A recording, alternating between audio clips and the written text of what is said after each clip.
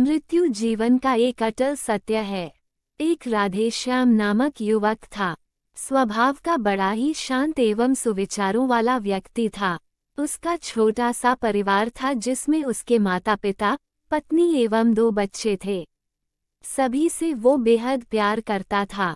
इसके अलावा वो कृष्ण भक्त था और सभी पर दया भाव रखता था। जरूरतमंद की सेवा करता था, किसी को दुख नहीं देता था। उसके इन्हीं गुणों के कारण श्री कृष्ण उससे बहुत प्रसन्न थे और सदैव उसके साथ रहते थे।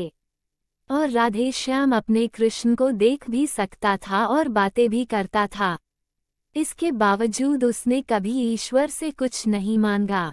वो बहुत खुश रहता था क्योंकि ईश्वर हमेशा उसके साथ रहते थे, उसे मार्गदर्शन देते थे। राधेश्याम भी कृष्ण को अपने मित्र की तरह ही पुकारता था और उनसे अपने विचारों को बांटता था। एक दिन राधेश्याम के पिता की तबीयत अचानक खराब हो गई। उन्हें अस्पताल में भर्ती किया गया। उसने सभी डॉक्टर्स के हाथ जोड़े, अपने पिता को बचाने की मिन्नतें की, लेकिन सभी ने उससे कहा कि वो ज्यादा उम्मीद नहीं दे सकते और सभी ने उसे भगवान पर भरोसा रखने को कहा। तभी राधेश्याम को कृष्ण का ख्याल आया और उसने अपने कृष्ण को पुकारा। कृष्ण दौड़े चले आए। राधेश्याम ने कहा, मित्र, तुम तो भगवान हो, मेरे पिता को बचा लो। कृष्ण ने कहा, मित्र, ये मेरे हाथों में नहीं है। अगर मृत्यु का समय होगा तो होना तय है। इस पर राधेश्याम नाराज हो गया और कृष्ण से लड़ने लगा, गुस्से में उन्हें कोसने लगा।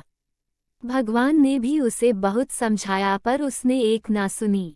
तब भगवान कृष्ण ने उससे कहा, मित्र, मैं तुम्हारी मदद कर सकता हूँ, लेकिन इसके लिए तुम्हें एक कार्य करना होगा। राधेश्याम ने तुरंत पूछा, कैसा कार्य? कृष्ण ने कहा, तुम्हें किसी एक घर से मुट्ठी भर ज्वार लानी होगी और ध्यान रखना होगा कि उस परिवार में कभी किसी की मृत्यु न हुई हो।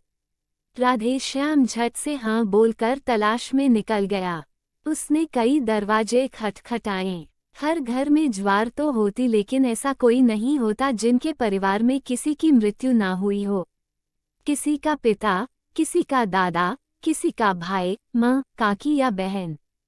2 दिन तक भटकने के बाद भी राधेश्याम को ऐसा एक भी घर नहीं मिला। तब उसे इस बात का एहसास हुआ कि मृत्यु एक अटल सत्य है।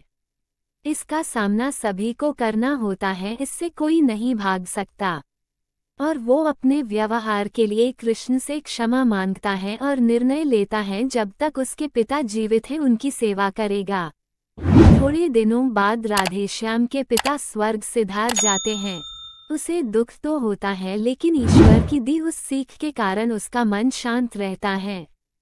दोस्तों, इसी प्रकार हम सभी को इस सच को स्वीकार करना चाहिए कि मृत्यु एक अटल सत्य है, उसे नकारना मूर्खता है।